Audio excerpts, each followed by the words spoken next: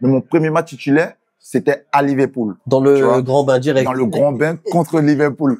Le grand Liverpool, Sadio Mané, Salah, Van Dijk, tout ça, tu vois, c'était vraiment Liverpool, tu vois. Incroyable. Et moi, j'arrive, tu vois. Et le coach, il me met titulaire, sort déjà le stade, à l'échauffement, impressionné, tu vois. Après, Van Dijk, tu vois. Après, je me dis, oublie, frère, joue, t'es Bissouma, tu vois. Frérot, ce match-là, je te dis que on a perdu à cause de moi. La surface, là où les vraies voix s'embrasent. On parle franc, on creuse profond, jamais on se fâche. Yves, ça va ou quoi? Ben, Pour ceux qui ne te connaissent pas, Yves, est-ce que tu peux te présenter? Yves Bissouma, international malien, footballeur à Tottenham Hotspur. Aujourd'hui, champion d'Europa League. On va retracer un peu ton parcours, si tu veux bien. Du Real Bamako aux Spurs. C'est à Bamako que j'intègre l'académie Jean-Marc Guillou. Et voilà, c'est de là que tout part. Comment, à quel moment, surtout, tu te dis, c'est bon, le foot, c'est pour moi? Oh, depuis petit, hein. C'est quelque chose que j'ai toujours voulu faire, même quand j'allais encore à l'école, quand je vivais encore à la maison avec mes parents. Okay. C'est quelque chose que je voulais faire depuis toujours. C'est d'abord une passion avant d'être un travail. Est-ce que c'était ton poste de prédilection depuis le départ, milieu défensif ou pas? Oui, c'était bon. Avant, j'ai joué un peu partout, hein. Tu sais, quand t'es jeune, tu essaies de t'adapter un peu partout, un peu où on te met. Par exemple, j'ai commencé défenseur central, j'ai joué arrière droit, j'ai joué même attaquant, tout ça quand j'étais au quartier. Ouais. Parce que tous les postes et tout, hein, mais bon. Après, avec le développement, tu sais un peu où te situer. Et aussi, après, des fois, t'as des coachs qui savent un peu où tu seras mieux, où tu peux mieux exploiter ton talent. Donc, voilà, moi, après, j'ai pas de problème sur un terrain, je peux jouer partout, à tous les postes, parce que j'ai été formé comme ça quand j'étais à l'académie. Mm-hmm. Et voilà, donc... Tu rejoins le LOSC. Lille, c'est pas toujours la même langue, c'est pas la même monnaie, c'est pas le même climat. Comment tu te retrouves avec ce choc des cultures? Bah, c'est vrai qu'il y a un changement de climat. Il y a eu beaucoup de changements parce que tu sais, passer de l'Afrique à l'Europe, ouais. C'est deux choses différentes, tu vois. Et voilà, comme tout début, hein, ça n'a pas été facile. Avec le froid, surtout dans le nord, ça a vraiment pas été facile. Mais bon, tu finis par t'adapter, hein. Tu sais, tu finis par t'adapter parce que, comme je l'ai dit, je viens tellement de loin que, grâce à Dieu, j'ai la chance d'être dans un club comme Lille. Bien sûr. Bah, je me dis, t'as pas le choix, t'es obligé de t'adapter. Froid, pas froid, frère. Faut que tu t'adaptes. Et justement, tu viens de loin. Comment ils sont venus te chercher à Lille? J'aimerais bien savoir ça. Hein. Bah, écoute, j'étais à l'académie.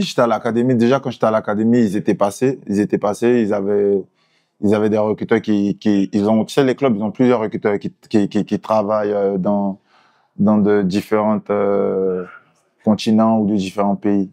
Par exemple, ils ont des recruteurs qui travaillent peut-être en Asie, en Amérique, en Afrique, voilà.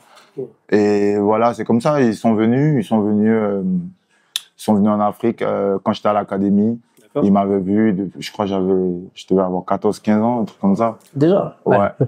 Et après, ça a suivi avec, il y a eu un suivi. D'accord. Il y a eu un suivi jusqu'à ce que je joue j'ai joué avec l'équipe nationale Espoir. Ouais. Et après ça, c'est fait. J'avais 18 ans ou 19 ans. T'as vu pris une place importante au sein de Lille. Ouais. Adama Traoré qui était au centre de formation avec toi d'ailleurs, à un moment. Il s'est retrouvé à Lille lui aussi. Et est-ce que vous êtes appelé avant? Est-ce il t'a donné un peu des conseils sur Lille ou sur ton adaptation à Lille? Bon, pas vraiment, parce que tu sais, moi, j'arrive après Adama. D'accord. À Lille, j'arrive après Adama. Adama, il arrive avant moi et l'année où moi j'arrive, Adama, il signe à Monaco. Bien sûr. Tu vois, donc ça fait. Par contre, il y avait un autre Malien qui était là, qui était avec Adama, mais qui est resté, qui s'appelle Youssouf Koné. Ok. Ouais, bah c'est avec lui qu'on était, parce que c'était déjà quand on était à l'académie, il faisait partie de la première génération et moi je faisais partie de la deuxième génération. Donc comment j'arrive là-bas avec l'un de mes meilleurs amis de l'académie, on signe ensemble à Lille.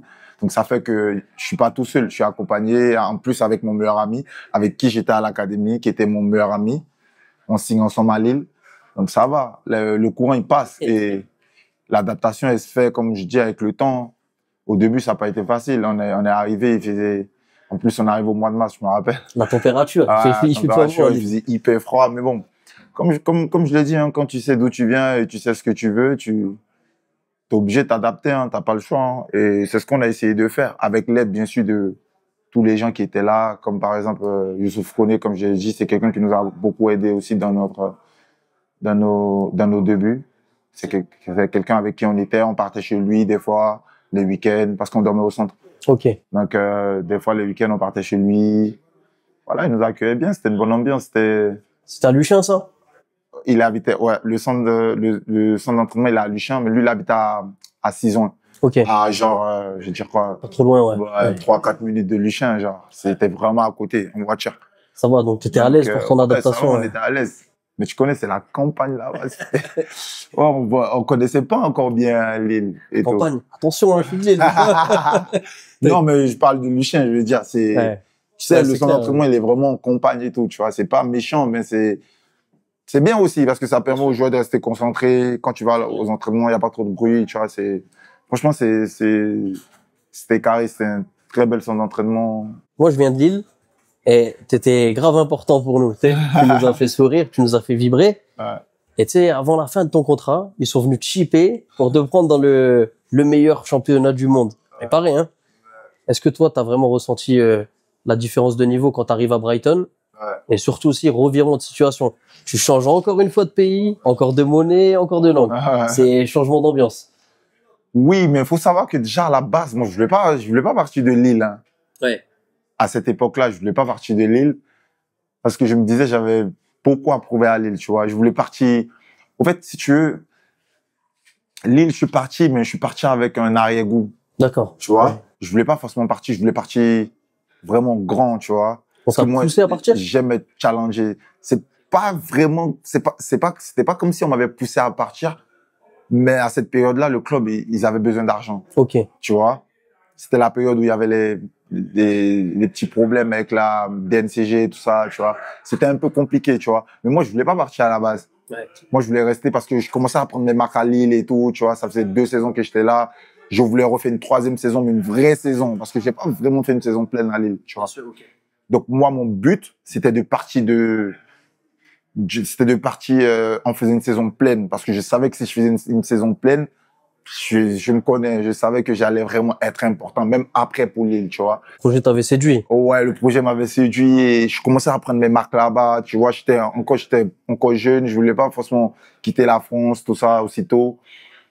Et voilà, ça s'est fait, hein. Et les dirigeants, ils m'ont juste fait comprendre que voilà, ils sont coincés, ils ont besoin d'argent et que voilà, me vendre ferait un bien aussi pour l'équipe.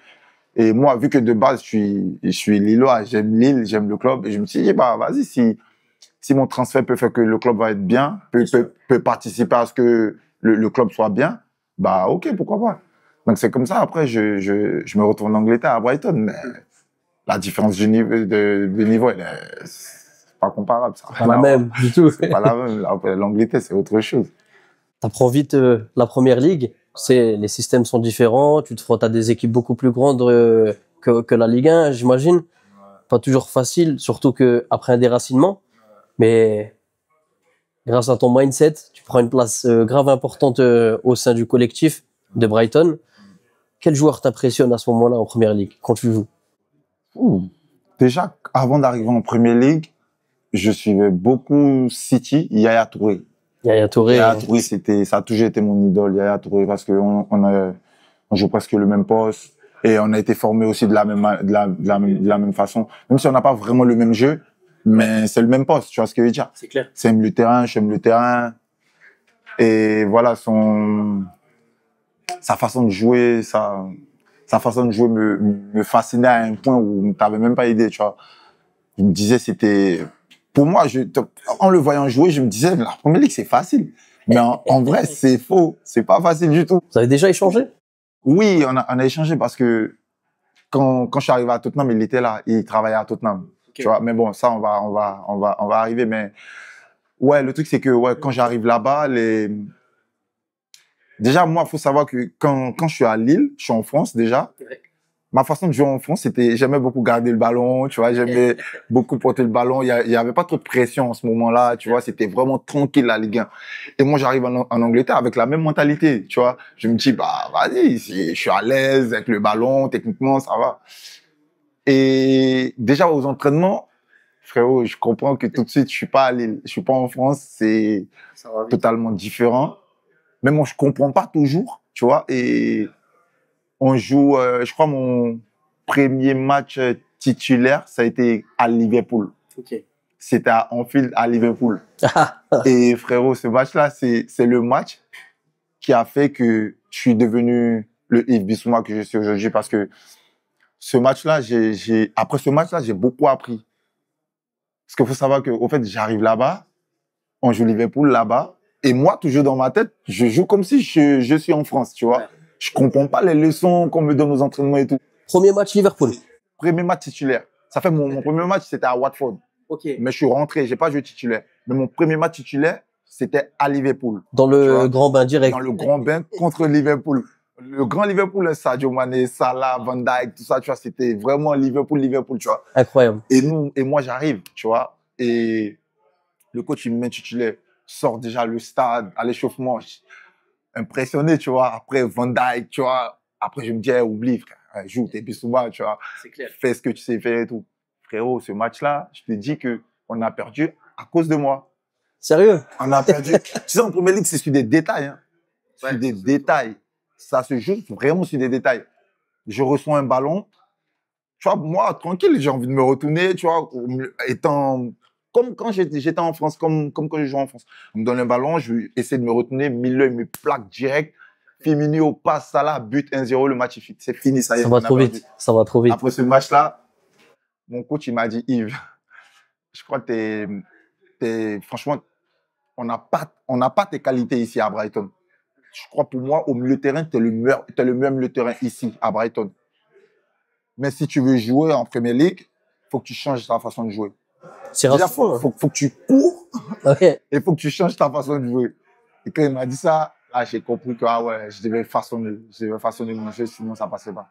C'est rassurant, ça, même après une défaite, quand même, t'es encouragé, t'es conforté aussi dans... Non, mais il m'a mis au placard pendant un mois, je sais pas combien de temps. Parce que, frérot, là-bas, c'est les 3 points. Bien sûr, ouais. Non, là-bas, ça rigole pas du tout. Les 3 points, ils sont précieux. Tu vois, parce qu'au fait, ça charbonne tout. Vraiment fort toute la semaine. Tu vois, et t'arrives, le week-end, t'as envie de gagner, tu vois. Peu importe, tu joues City ou, je sais pas moi, Liverpool, t'es Brighton, mais t'as envie de gagner. C'est pour ça qu'on dit que la Première Ligue, c'est le meilleur championnat au monde. Parce que le premier peut battre le dernier, comme le dernier peut battre le premier. Tu vois ce que je veux dire? C'est incroyable, ce championnat. Tu peux pas comprendre. Faut être là, faut le vivre pour vraiment réaliser, pour vraiment comprendre. Tu vois? C'est un truc de fou. C'est impressionnant. Ouais, il m'a mis au placard au moins 2-3 mois avant de me refaire jouer. Mais par contre, j'ai compris la leçon et j'ai bossé.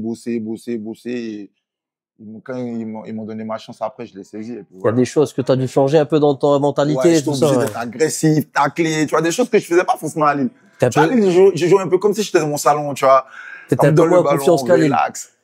J'avais la même confiance. Ouais. Mais au fait, si tu veux, genre, j'ai façonné mon jeu. Okay. Au fait, je suis devenu défensif, mais vraiment, tu vois. Tu sais, en Angleterre, ils ont l'image d'un Yves Bissouma en tant qu'un pur milieu défensif. Bon, maintenant ils savent, mais avant ils avaient pas cette, quand j'étais à Brighton, ouais. Ils savaient pas que je pouvais aussi, tu vois, être technique, jouer au foot et tout, tu vois. Ouais. Parce que j'ai tellement façonné mon jeu qu'il est devenu défensif, mais à un point où je récupérais des 200 ballons par saison, tu vois. Je faisais partie des meilleurs tacleurs de Premier League pour quelqu'un qui passait à sauter, à dribbler ici en France, tu vois. Des trucs comme ça, j'étais obligé de changer pour vraiment m'imposer là-bas. C'est incroyable parce que si on prend en avance rapide ton parcours à Brighton, en 124 apparitions, on peut dire maintenant que t'es confirmé de la Première Ligue. Ouais. T'es un des profils confirmés de la Première Ligue, t'es convoité. Tu sais, avant de passer à Tottenham, aux Spurs, là où t'es aujourd'hui, est-ce qu'il y a d'autres clubs qui t'ont appelé ou pas? Oui, bien sûr, bien sûr. J'avais déjà le Big Six qui me voulait. En Angleterre, j'avais le Big Six. Et j'avais aussi... C'est quoi le Big Six, pour ceux qui savent pas? Big Six en Angleterre, bah, t'as City, t'as Arsenal, t'as Liverpool, t'as Tottenham, t'as Chelsea. Ok. C'est le Big Six, tu vois. Ouais. Et en dessous de ça, il y avait aussi des Aston Villa, des Everton, Newcastle, tout ça. Ouais. Franchement, il y avait pas mal de clubs qui me voulaient, tu vois, en Angleterre. Et aussi à l'étranger, ouais, j'avais des touches. J'avais en Italie, j'avais en Espagne, l'Atlético, tout ça. Mais j'ai voulu rester. J'ai voulu rester en Angleterre parce que pour moi, je pense que je suis dans le meilleur championnat du monde. Donc, sans dénigrer les autres championnats, bien sûr. Non, c'est clair, c'est clair. Mais ça, c'était ma façon à moi de voir les choses et je voulais rester en Angleterre. C'est le jeu qui le prouve. Quand tu arrives à Tottenham, et d'ailleurs, pourquoi tu as choisi Tottenham dans tous les clubs qu'on t'a proposés? Bah déjà, faut savoir que Tottenham, c'était... Au fait, les autres clubs, avec Arsenal, ils voulaient, mais c'était pas... Au fait, d'abord, City, ils voulaient, mais c'était pas concret, tu vois. T'avais Chelsea, tout ça, tous ces clubs-là, ils voulaient, mais il y avait rien de concret. Ils disaient, attends. Et les deux clubs qui me voulaient réellement, c'était Arsenal et Tottenham. Et les deux se sont manifestés, tu vois. Et moi, quand j'ai choisi Tottenham, c'est parce que je voulais jouer la Ligue des Champions en même temps, tu vois. Et ça se jouait entre Tottenham et Arsenal. Et du coup, bah, Tottenham, ils ont passé 4e. Du coup, ils se sont qualifiés pour la Ligue des Champions. Et Arsenal, ils ont fini, je crois, 5 ou 6e. Et bah, moi, j'ai signé à Tottenham parce que je voulais vraiment jouer la Ligue des Champions. Je voulais me challenger à des compétitions, tu vois, vraiment. Bien sûr. Voilà, parce que pour moi, c'est ça. Hein, tout joueur qui rêve d'être footballeur professionnel rêve de jouer la Ligue des Champions. C'est clair. Donc, voilà. C'est pour ça que j'ai choisi Tottenham. Mais aussi, c'était un club qui m'a plu dans le sens où je me disais, je peux faire quelque chose là-bas. Par exemple, City, tout ça, c'est des clubs qui ils ont déjà remporté des titres, des trophées, tout ça. Tu vois, ça fait des années qu'ils remportent Liverpool, tout ça. Tous ces clubs-là, ils ont déjà fait quelque chose. Donc toi, tu arrives, tu fais encore, tu répètes un peu ce que les autres ont fait. C'est top. Mais quand tu arrives à Tottenham et que tu gagnes quelque chose, tu peux être une légende. C'est clair. Tu as quelque chose à bâtir, ouais. Il y a quelque chose à bâtir, tu vois. Donc tout ça m'a vraiment... Au fait, c'était plus sportif. C'était vraiment basé... Mon choix à Tottenham a été vraiment basé sur du sportif.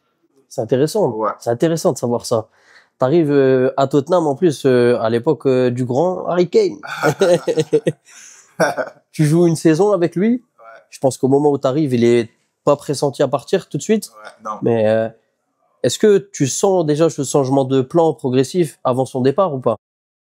Tu sais, Harry, c'est Harry. Hein. Harry, Ouais. on peut pas dire que Harry il part comme s'il y a... C'est normal, tu vois. Ouais. C'est Harry Kane. Il a fait presque, je crois, toute sa carrière à Tottenham. Hein. Donc c'est une légende de Tottenham. Et voilà, faut respecter Harry. Harry, c'est un joueur incroyable, une personne en or.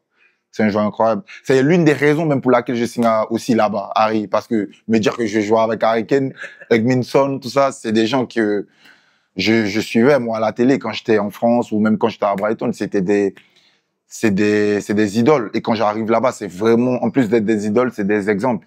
Tu vois, tu ne peux que suivre ces gens-là, tu vois. Clair. Donc, le fait, moi, Yves Bissouma, le petit de Bamako qui est dans le même vestiaire qu'Harry Kane, Minson, c'est magique. C'est magique. Tu vois, maintenant, après, faut switcher, faut se dire, maintenant, ok, je suis là, je suis pas comme eux, mais je suis là aussi pour faire mon trou, tu vois.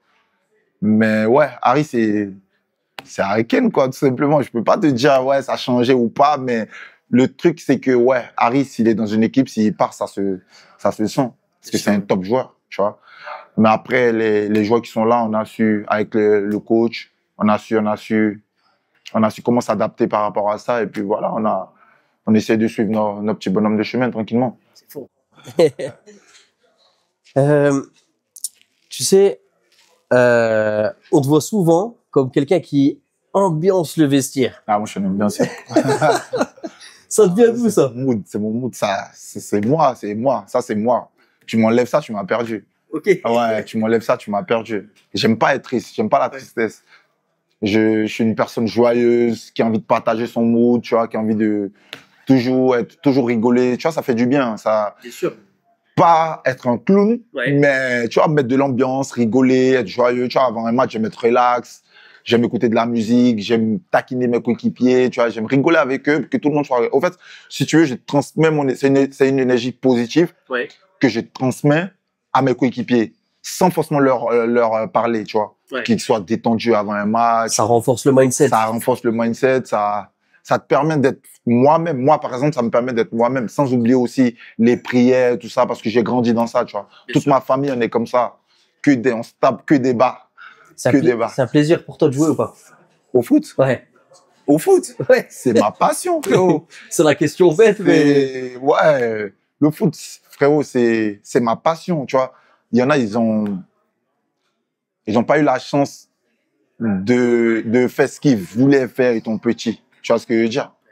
Moi, j'ai cette chance-là. C'est-à-dire, moi, je rêvais de jouer au football et je suis devenu footballeur professionnel. Déjà, d'abord, faut savoir que le foot, c'est d'abord ma passion avant d'être mon travail. Tu vois, donc c'est ma passion. Et en plus de ça, je suis payé pour faire ma passion. Donc tu veux quoi? Tu veux que je te dise Rien de plus. Rien de plus, frérot. Je suis le plus heureux du monde. Dans tout ça, en plus de prendre du plaisir dans ton travail, c'est très important. Tu fondes une famille. Est-ce que ça change quelque chose à ta vie, dans ta façon de penser? Oui, bien sûr, tu deviens un homme. Tu deviens très vite un homme. Tu deviens très vite un homme. Ça te responsabilise. T'as beaucoup plus de responsabilités. Tu sais qu'il y a certaines choses que tu dois éviter. Mais bon, on est tous des humains. Hein. Les erreurs, ça peut arriver.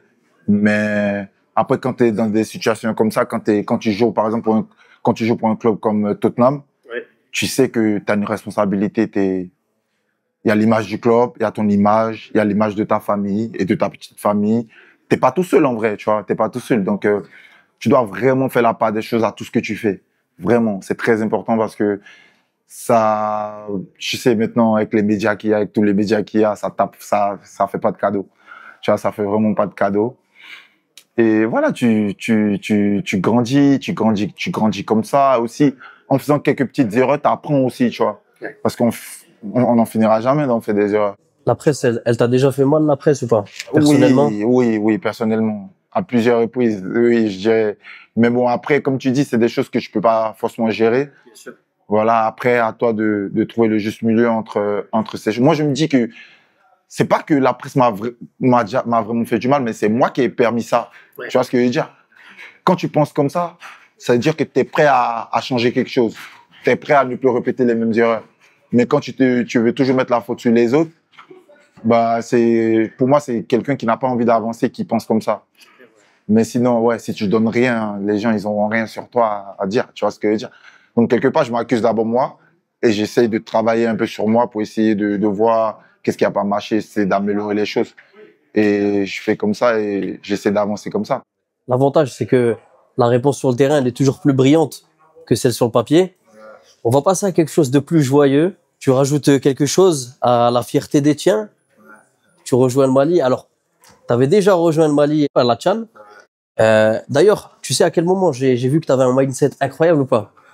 Pour la petite anecdote, ton premier but, tu le marques contre la Côte d'Ivoire, qui est ton deuxième pays. Ouais. Et moi, je pensais t'allais célébrer, tu sais, comme Mbolo, tu sais, calme. Calme. T'as retiré le maillot, calme. Non, mais j'étais content. Tu sais, comme je dis, le foot n'a pas de nationalité. Bien vrai que je suis né en Côte d'Ivoire, mais il faut savoir qu'aujourd'hui, je suis malien. Oui. Je suis international malien. Il y a que ça qui compte pour moi. Tout ce que je fais, c'est pour le Mali. Ce que je joue pour le Mali. Donc, marquer un but, pour moi, pour mon pays, et ne pas célébrer, je vois pas à quoi ça sert. J'ai marqué un but, en plus on est qualifié, c'est le but qui nous qualifie pour la finale. Je suis obligé de célébrer, j'ai pas le choix. Déjà, je suis content, je célèbre parce que moi-même j'ai envie de célébrer, et en même temps je suis content pour mon pays, ça nous qualifie pour la finale. Même si voilà, après c'était contre la Côte d'Ivoire, mais bon après c'est le foot, ça reste du football, tu vois. Faut pas sortir du contexte footballistique, faut rester dans ce contexte. Le football, c'est que ça demande quoi, fair play et tout. Et toutes ces choses-là. Ton intégration avec les Aigles, elle se passe bien dès le départ ou pas? Oui, très bien. Elle se passe super bien. J'ai eu des grands frères qui m'ont très bien accueilli. Qui, par exemple? J'ai eu Sambasso qui est là, qui est aujourd'hui directeur général de l'équipe nationale. J'ai eu Yacouba Silla.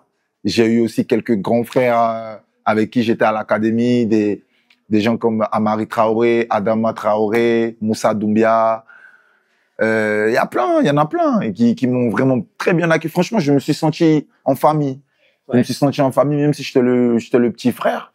Mais je me suis senti vraiment en famille. Je me suis senti bien. Après, le terrain, il parlait aussi pour moi. Le terrain, il parlait aussi pour moi parce que c'est vrai, tu te sens en famille, mais derrière, tu fais quoi pour que tous ces grands-là te protègent? C'est fort. Hein. Tu vois?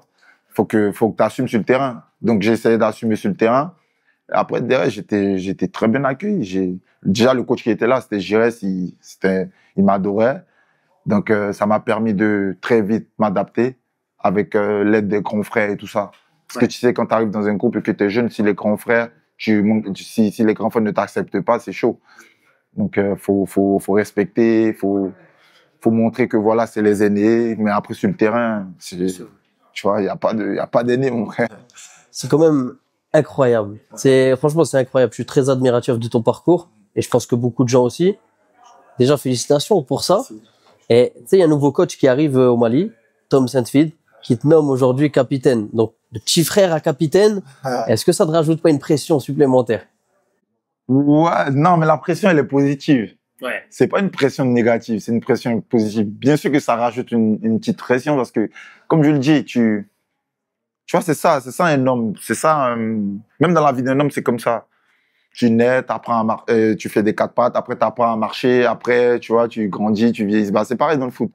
Tu arrives jeune, après tu arrives à un moment où tu es un joueur confirmé, après il y a l'expérience, après tu deviens un ancien. Tu vois. Moi aujourd'hui dans ce groupe-là, je suis un ancien. Tu vois, il y a des jeunes qui ont mon âge. Tu vois, donc voilà, ça met une pression positive. Moi je dirais c'est une pression positive parce que ça montre que quelque part j'ai bien travaillé. C'est clair, ouais. Et j'ai montré aussi que je peux être un leader. C'est en moi de toute façon. C'est le leadership, il est en moi, et il y a personne qui peut me l'arracher parce que j'ai grandi avec. Donc voilà, après maintenant faut l'utiliser positivement parce qu'il y en a qui naissent leader mais qui l'utilisent négativement dans le mauvais sens. C'est vrai, ouais. Faut apprendre à l'utiliser positivement pour que même les coéquipiers acceptent que ce soit toi le leader. Tu vois, c'est très important. C'est pour ça, c'est vraiment important de respecter tout le monde, quel que soit ce que tu es, quel que soit ton statut, quel que soit où tu es. C'est très important de respecter tout le monde. Et moi, ça fait partie de mes premiers principes. Le respect, pour moi, il passe avant tout. Tu vois, je te respecte, tu me respectes. Tu vois, pour moi, c'est comme ça. C'est comme ça la loi chez moi. Et Samuel Eto'o, voilà. Ça. Samuel, tu vois, c'est des gens qui ont montré l'exemple. Tu vois, c'est des grands frères qui ont montré l'exemple. Et nous, on les a tellement regardés que aujourd'hui on est là. Et c'est des gens qui ont montré l'exemple. Donc aujourd'hui on est là, c'est à nous aussi de montrer l'exemple aux plus jeunes. Donc voilà. Être capitaine de l'équipe nationale du Mali, c'est une fierté. C'est une fierté pour moi, pour mon pays, pour toute ma famille. Et voilà, moi, en tant que footballeur, c'est plus qu'une fierté. Être capitaine de son pays, c'est beaucoup de responsabilités. Voilà, mais je l'apprends positivement. J'arrive à bien gérer avec mes coéquipiers. Et puis voilà, ça se passe. Encore félicitations. Je sais même pas combien de fois te féliciter. Il y a tellement de choses pour lesquelles te féliciter.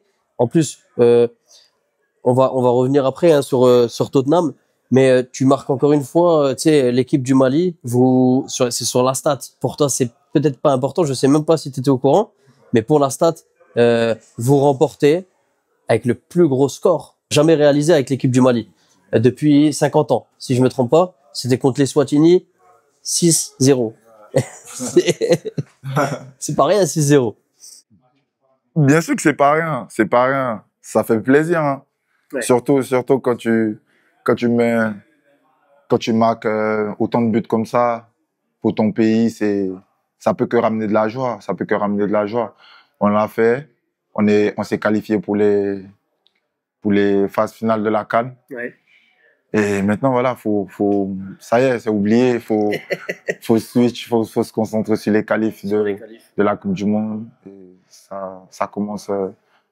Ça a déjà commencé pour nous. Bien et sûr. Demain, c'est un pas en avant vers les qualifs, même si c'est un match amical. Ouais. Mais bon, comme je l'ai dit, peut-être que le Congo, ils viennent pour jouer un match amical. Nous, on prépare notre notre qualification pour la Coupe du Monde. Ça annonce la couleur. Ah. Rouge, jaune et vert. Qu'est-ce qu'on écoute avant une finale de Ligue Europa? Qu'est-ce qu'on écoute avant la finale de Ligue Europa? Ah, honnêtement, je veux pas te mentir, hein. J'étais déjà 2 jours avant la finale, je parlais avec ma famille et mes proches, tout ça. Et on ne pouvait pas perdre. C'était impossible pour nous de perdre. Ouais. Donc, pendant 2 jours, je veux dire même 1 semaine, hein. Ouais, je te jure, parce que je pensais que, au fait, à partir du moment où nous sommes qualifiés, la finale était que dans ma tête. Bilbao dans la tête. Bilbao direct. Bilbao direct. Il y avait rien qui passait, c'était que Bilbao. Parce que si tu regardes bien, notre saison cette année, elle n'a pas été vraiment, tu vois. C'est sûr. Elle n'a pas vraiment été à la hauteur. Et surtout moi, personnellement, j'ai pas vraiment fait une saison comme d'habitude, tu vois. J'ai été, ouais, pas des regrets, je dirais, parce que c'est fait. Moi, j'ai pas de regrets. Mais ouais, on a eu beaucoup de problèmes, tu vois, beaucoup de problèmes. Déjà, on a, en championnat, on avait beaucoup de blessés. C'était vraiment compliqué, tu vois. On a perdu beaucoup de matchs, tu vois. Et l'Europe, c'était une chance pour nous de sauver notre saison, tu vois. Et on arrive en finale. Frère, on ne pouvait pas perdre. On pouvait tout faire sauf perdre. Ouais. C'était impossible. Donc, moi, direct après la demi-finale, retour, je me prolonge direct sur Bilbao. Direct. Je me dis, vas-y, cette coupe, elle doit rentrer à la maison. Direct. Et j'ai travaillé pour ça. Je me suis focalisé là-dessus. Pendant 10 jours, je vais dire 10 jours, ouais. Parce qu'après la demi-finale, on avait 10 jours. 10 jours avant la finale. Ouais. Donc pendant 10 jours, c'était que finale Bilbao. Bilbao, Bilbao, Bilbao. Jusqu'à maintenant, 2 jours avant la finale, je parlais avec ma famille et tout. Et ils me disent, tu te sens comment tu vois les choses? Je dis, on va gagner. Je leur ai dit, je sais pas. Je leur ai dit, frère, on peut pas perdre, on va gagner. Bien sûr. Les joueurs de United, c'est pas pour le manque du respect, hein, mais quand ils vont voir, quand on va se croiser face à face dans le tunnel, quand ils verront nos visages, ils sauront que, mentalement, ils sont déjà atteints, ils peuvent rien faire. Attention, hein. Peut-être que tu vas croiser Onana à la canne.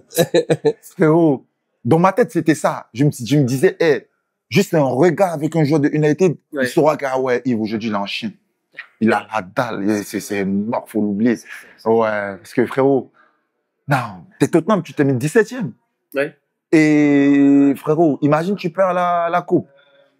Ouais, c'est une saison catastrophique, frérot. Au fait, dans la même saison, on était l'équipe la plus catastrophique de Tottenham et passé de catastrophique à être la meilleure équipe de Tottenham parce qu'en même temps, on remporte la Coupe d'Europe. Tu vois, c'est magique. On va parler que de ça. Frérot, on oublie le championnat, ça y est. La saison prochaine. Ouais, on se concentre sur la saison prochaine, Ligue des Champions. Ouais. Il y a une super coupe qui arrive. C'est vrai. Faut préparer, ça y est, c'est oublié là. Première Ligue, c'est fini. 17e, pas 17e. Ça y est, à la poubelle. Moi, j'ai vu un coup du marteau à la victoire. Je l'ai vu avec Richarlison, Heung-min Son. Quand on a des mecs comme ça dans son vestiaire, c'est comment? C'est chill. C'est chill. C'est chill. Sonny, c'est un gars chill. Ils sont réceptifs à la fête, un peu fumé. Frère, eux-mêmes disent, Yves, DJ, envoie le son. Viens, on s'amuse et tout. Non, c'est chill. Richie, c'est les Brésiliens. Tu sais, les Brésiliens, ils aiment le show. Bien sûr. C'est Richie, ils aiment l'ambiance et tout. Son, il n'est pas trop dans ça, mais bon, vas-y, on l'intègre. C'est le grand frère, on respecte, mais tu connais, des fois, ça n'empêche que lui-même, tu vois. Bien sûr, non, c'est chill, c'est une ambiance positive, Au fait, si tu vas à Tottenham, nous, on est vraiment une famille, tu vois. Ouais. Parce que le coach, il a instauré ça. Tu vois, il a instauré ça. On est des frères. Tu vois, on est des frères. C'est-à-dire que moi, je vais au charbon pour toi, tu vas au charbon pour moi. Okay. Tu vois ce que je veux dire? C'est comme ça, c'est la mentalité que le coach, il a instaurée à Tottenham. Ouais. Et ça fait qu'on est vraiment familial, on est très proches. Et c'est ce qui fait que, tout ce que vous voyez, c'est chill, c'est cool, c'est flex. Moi, je peux mettre un son du Mali ou de la Côte d'Ivoire, tu vas voir Richarlison en train de danser parce qu'il sait, il connaît, il a déjà écouté. Il peut mettre un son brésilien, tu vas voir Son en train de danser parce qu'il sait, il a déjà écouté. Tu vois, Pape, il va mettre un son sénégalais, on va rigoler, tu vois. C'est comme ça, on est une famille. Donc voilà, c'était une ambiance de bon enfant. Après, on gagne aussi le titre, donc savourer. Leur dire, si t'es fatigué, il faut jouer. Hein. On est là. Ah gars, c'est ça. S'ils sont fatigués, ils ont qu'à jouer. Nous on est là. C'est fort. Franchement, c'est fort. Il y a des gens qui disent que tu vas potentiellement partir de Tottenham. Ouais. Est-ce que c'est fondé ou pas vraiment? Je pourrais rien dire là-dessus. Tu peux rien dire dessus. Je peux rien dire là-dessus, je sais pas. Moi, j'ai entendu des bruits de couloir. Tu sais, j'ai pas envie de mener la danse, mais on dit peut-être Yves Bissouma à l'OM. Moi, je signe. Je peux rien dire, moi je sais pas, c'est les gens qui parlent, donc c'est eux qui savent. Moi je sais rien. Moi je suis au courant de rien. On connaît ton mindset. On connaît un peu plus ton parcours. Ouais. On connaît un peu plus la personnalité. On connaît les ambitions du Mali pour cette CAN. On espère que vous allez tout déchirer, toujours proche de l'objectif. Et pour l'instant, ça a jamais grandement abouti. Pas à la hauteur des espérances. Qu'est-ce que je peux te souhaiter pour l'avenir, Yves? De remporter la CAN. Bien sûr. Ah, c'est direct. Ah, bah, ouais. C'est de l'eau comme la Ligue Europa. Tu peux me souhaiter, t'as dit. Bien sûr. Donc je t'ai dit de me souhaiter de remporter la CAN, c'est tout. Je te souhaite de remporter la CAN. Première étoile pour le Mali. Ouais. J'espère que tu le mérites vraiment. Merci. Merci à tout le monde. Voilà, ça fait vraiment plaisir. Et j'ai eu un frérot fantastique qui était avec moi, franchement, l'interview s'est très bien passée. Voilà, merci à vous, merci de me suivre, merci de m'encourager. Et voilà, on se dit à bientôt et beaucoup de force à tout le monde et Inch'Allah que Dieu nous protège. Inch'Allah. Ouais. C'était Yves Bissouma pour Red Rec. Merci frérot. Merci frérot.